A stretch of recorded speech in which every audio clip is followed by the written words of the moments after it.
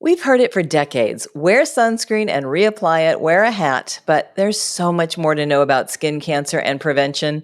Today, our guest is Dr. James Spellman Jr. He's going to talk about how crucial it is to catch skin cancer early and what your surgical options are should you need a procedure. Welcome to the Beebe Healthcare Podcast. I'm your host, Maggie McKay. Thank you so much for being here, Dr. Spellman. Would you please introduce yourself? Hi, thank you, Maggie. I'm Jim Spellman. I'm a surgical oncologist. I've been here in Lower Delaware for 20 plus years, and I'm also the surgeon in chief for the healthcare system.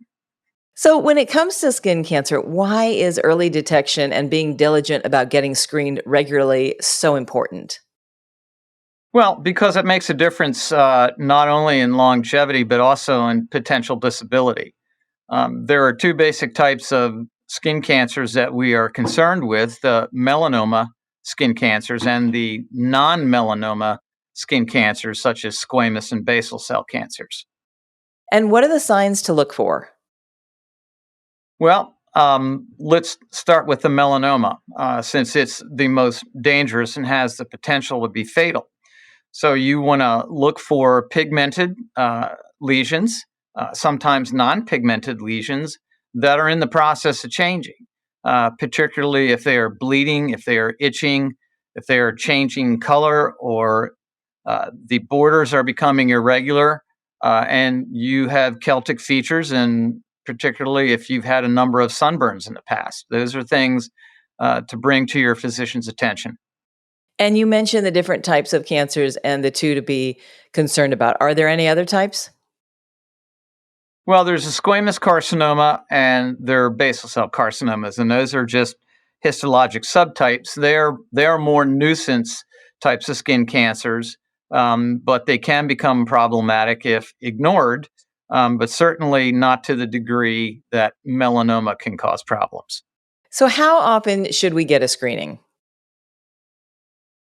Well, if you're an at-risk person, as mentioned earlier, people of Celtic origin, so that would be all basic Europeans, uh, fair hair, blue eyes, fair skin, um, and if you have a tendency to burn, you should be seen by your primary care physician or a dermatologist at least once a year, preferably twice a year. Starting at what age?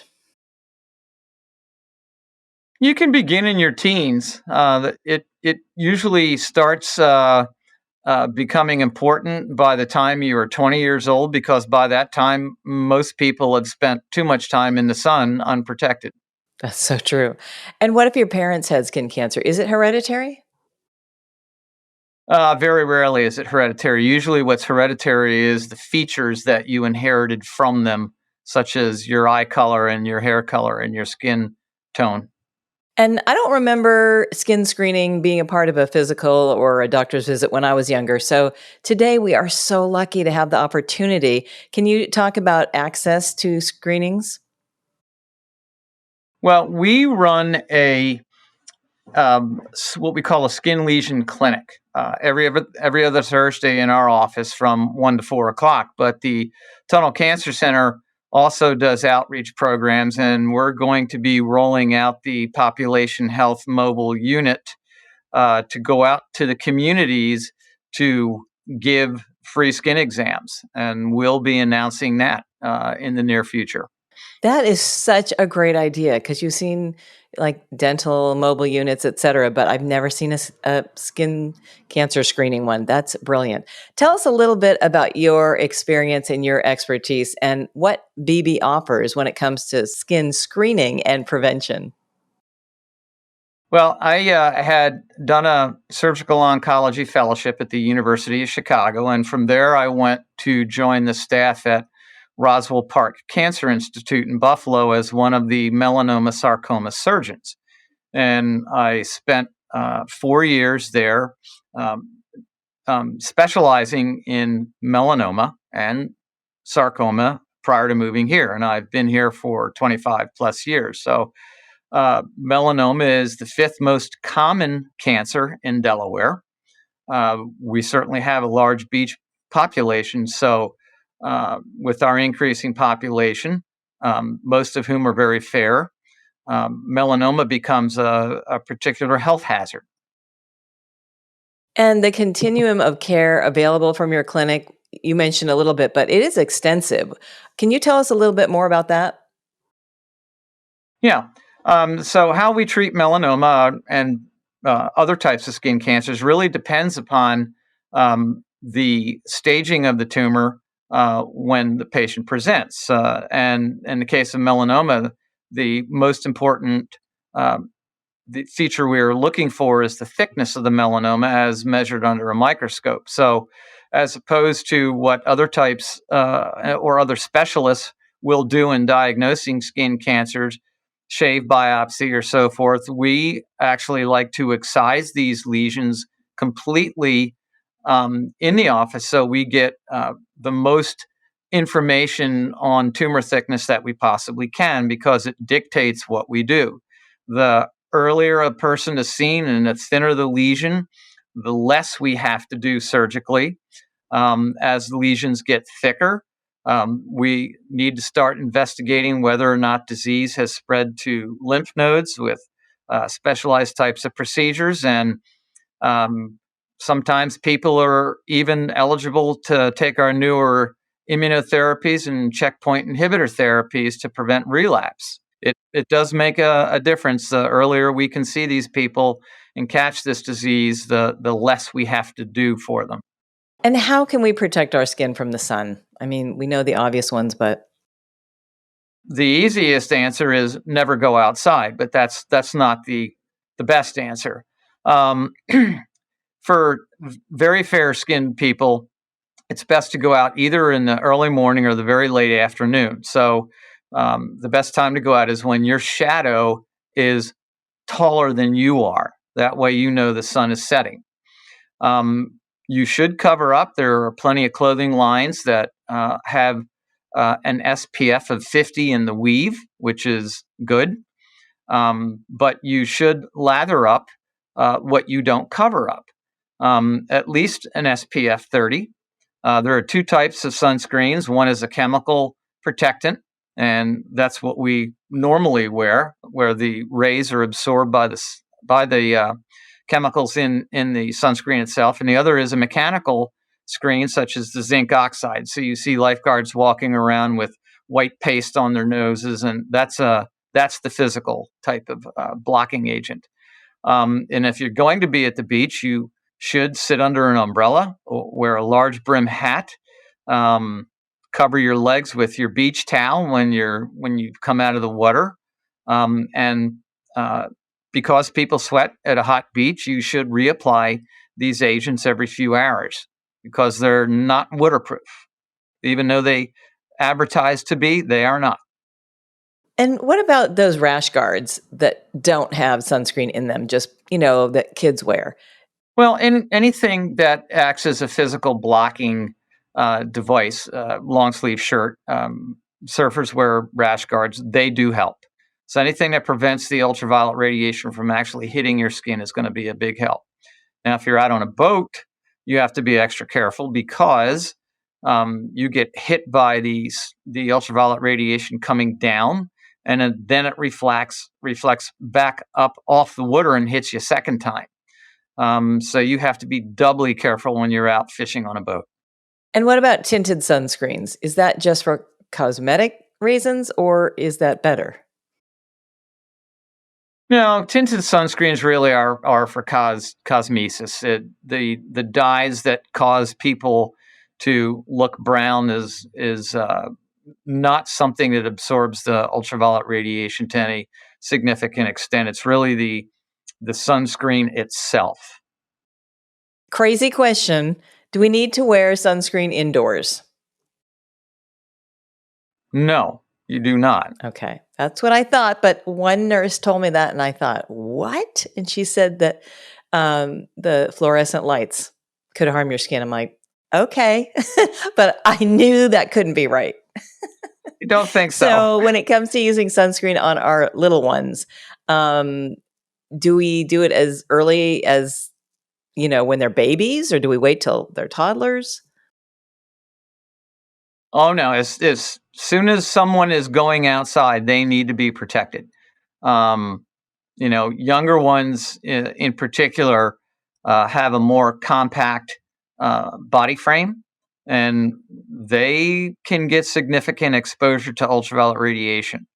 And so you really need to protect these people. The longer someone is exposed to sun over the course of years, the higher their risk.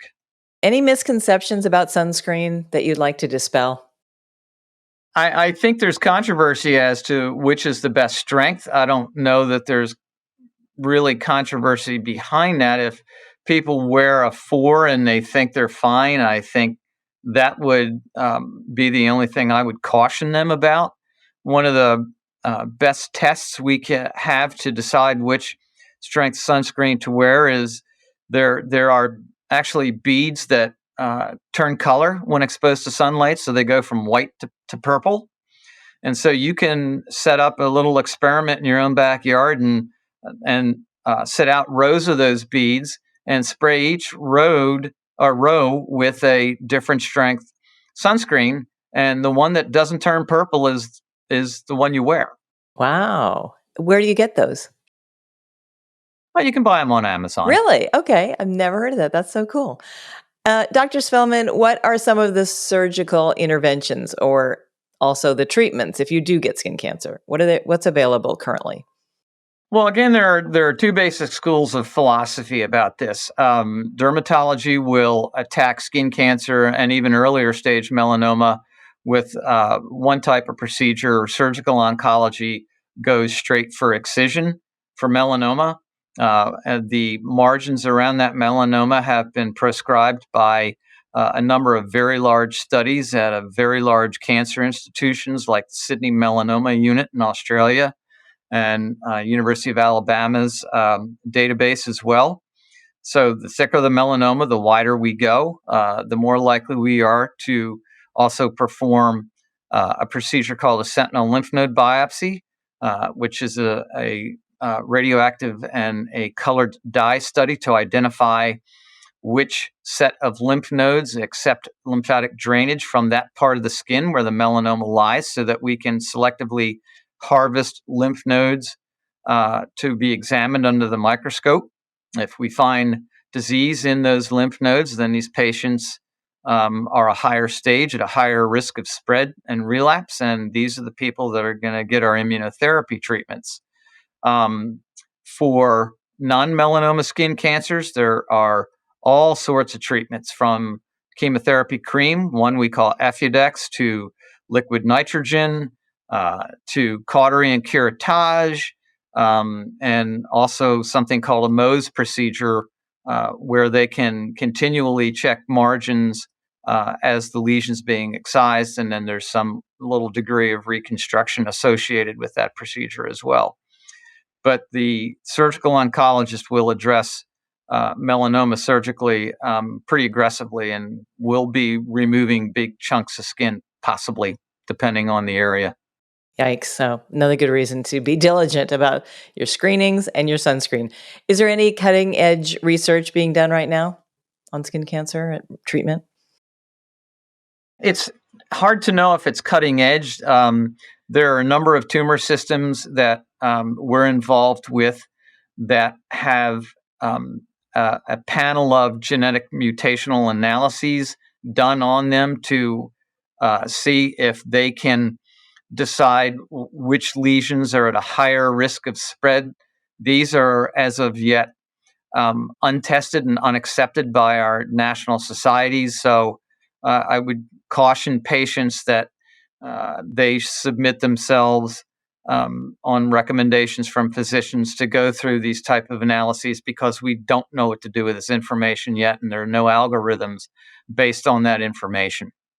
Dr. Spellman, in closing, is there anything else you'd like to add that you would like people to know that we didn't cover? Wear your hat, wear your sunglasses, wear sunscreen, go out at the right time of day. That's really basically it. And if you have any concerns about a pigmented lesion or a scaly lesion or a bleeding lesion, and you want to have it checked, you can call our office. You can call Beebe Dermatology. The worst thing that can happen is you ignore it and find yourself in potentially very serious situation. Right. Thank you so much for sharing your expertise with us. You gave us so much useful information to think about, especially during summer. So we appreciate you and the work that you do. Again, that's Dr. James Spellman Jr. If you'd like to find out more, please visit bbhealthcare.org. And if you found this podcast helpful, please share it on your social channels and check out our full podcast library for topics of interest to you. This has been the Beebe Healthcare Podcast, presented by Beebe Healthcare.